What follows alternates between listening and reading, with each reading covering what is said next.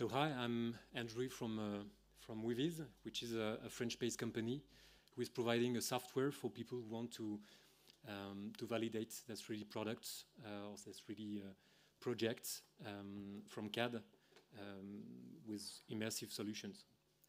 So today we will try to think of why these fantastic technologies are not used by everyone on the planet, and how we could maybe grow out this market, especially for SMEs. So this is, I think, one of the key questions today is what are the keys to make a larger adoption, especially in SMEs. So I think there are 3 topics that we could discuss about. The first one is hardware. The second one is software. So that's what we provide. And also a few stuff about the market. So those are our considerations, and I think anyone here has own ideas. We're in front of a blue ocean, and I think everything is very worth to be said because there is a lot to do. So for those who have already used the first tools in VR, I think you remember going with your huge sport bag, putting the tripods, and after 15 or 30 minutes of installation, 30 kilos of wires, then the thing was set up. The light was not good, so you had to change the other room. So that's a very good, I think, a very good news. Now there are super cool and light stuff. And I think for a large adoption in SMEs, the software, the hardware is a key, because we cannot afford very heavy installation, very difficult hardware to set up and to use. So I think that would be the first thing, is to continue developing simple solutions in terms of hardware. Now we can speak a bit more about the softwares. We think that the key for a large and massive adoption would be that we have to create some super simple to use software usable by anyone. So we think there are 3 pillars for a large adoption of software. The first is simplicity. We have to keep the user at the center of all the developments, because everybody thinks about the user at the principle of the developments. But then you have those guys who say, oh, okay, you could add this fantastic function, etc. But never accept from a client a feature like that. Just think about the user, because sometimes the client is not the user. He might be the IT responsible, or the guy, the VR guy of the large companies, and he's going to break your product, and you won't be able to provide a super simple to use solution. So each time in Wiviz that people ask us for a new feature, we translate this feature to a story, which is not a feature, but which is how the user, the final user, will have to use and what is problem to solve. And then we translate it into a feature. So I think that would be my first recommendation, is always have in mind to keep the product simple around a user. And then the user will not have any learning curve. It's going to be very easy. He's going to learn. He's going to try. He's going to do some mistakes. But the software will react with those mistakes. And then he will be able to try again and to find his own way. I will put my mask off. The second stuff, I think, which is very important for large adoption, is to make some open softwares. So in terms of data, you have to be able to import large amounts of different data, the CAD data. So for instance, in Wiviz, at the beginning, we had only transferred data. So it's interesting, because you can grab many files, and then now we can handle the native formats. That's very important too. And I think that all the actors of the VR, AR, and XR industry should talk more together to create some bridges between the softwares, because when we began, we thought that we could do anything, but now we know that we can do just a little thing and be an expert on little things. So we need the other ones. It's absurd to think that people will buy VR just for one software. I think as a standard laptop, when you buy a laptop, you will buy several softwares. It's the same for VR, AR, and XR. So to be open for the multi-formats, multi-device compatible, so my friend told the same here, but I think we have to be open in terms of platforms, And other super important thing, multi-user, because people have to communicate inside the companies. So if you just do a software for single experts, we are not talking about massive adoption. It's very important, and we say it is very important, but if we want to grow and to evangelize these markets, we also need some very simple to use solutions. And the third pillar, in our point of view, is the realism. Because in terms of industry, people want to see people who seem realistic. They want to recognize the product they will buy, the projects they will create or build.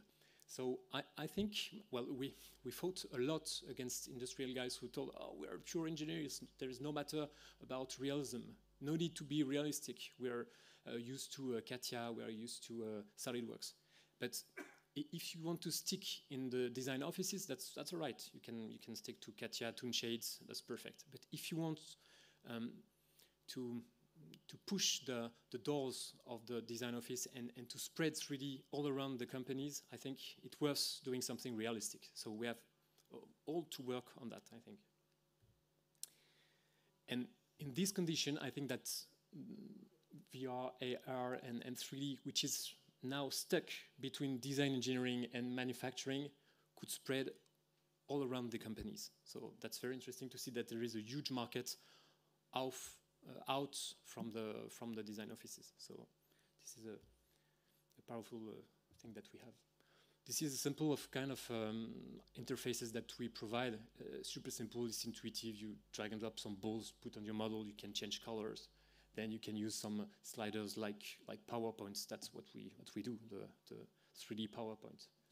So we see a lot of new companies with a lot of energy who are willing to put the user, as I said, at the center of the decisions. And I think it's very worth doing it because you can keep the stuff simple. Even it's very hard. I think it's the hardest thing to do is keeping the product simple in our profession, especially after 5-10 years of development, where people always tell you, your product is good, but if you added this function, that would be great. But after 10 minutes discussing with those guys, you could break your product. Just a few thoughts about the markets. So the market's growing very fast. It's about 35% per year, so it's huge. And even in SMEs. So it's driven by the big accounts, the big companies, the groups. But even in SMEs, people are adopting more and more the virtual reality. So there is a big market, so it's worth playing in this market. We've seen this study with a large panel of industrials just to ask them if VR and AR was for them a gadget or something very important. And for 60% of them, they say that it's a real plus. The other 40% say that it's a necessity today. And for 98% of them, it will become a necessity. So they won't be able to do without VR validation in terms of conception within a few years. So that's something very interesting to see that as 3D conception was a few years ago, it was a real plus for some companies. Now it's a need. I don't know any industrial company who doesn't work with 3D assets and 3D files today. And it's going to be exactly the same.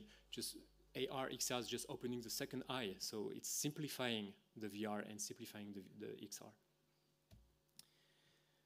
I think that another way to make the market grow is to explain people what we are going to be able to do with VR and XR.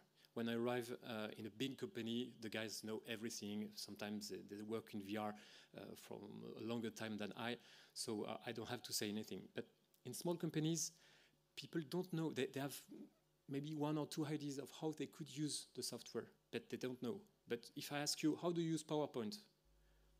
Each one will use it for several reasons. From the wedding presentation for your friends to the Excel presentation, never mind. So I think that's something very interesting and important is not just to be stuck in his way of using the software, but hearing his clients, putting all the way they use the software and proposing this to their clients. And thanks to that, you will calculate huge return of invest. And I think it's one of the key of the adoption for SMEs is just to arrive by proving that if they pay, they will get a lot of money saved in reverse.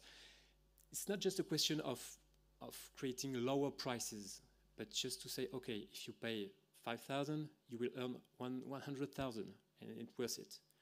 In huge companies, they understand it very well. They know that prototypes cost a lot, and they can save a lot of money. They know that it's going to shorten the time to market. But for small companies, they even don't have any money to create the prototypes. So for them, it's huge to be able to foresee the product before it exists, and then to correct it before going production.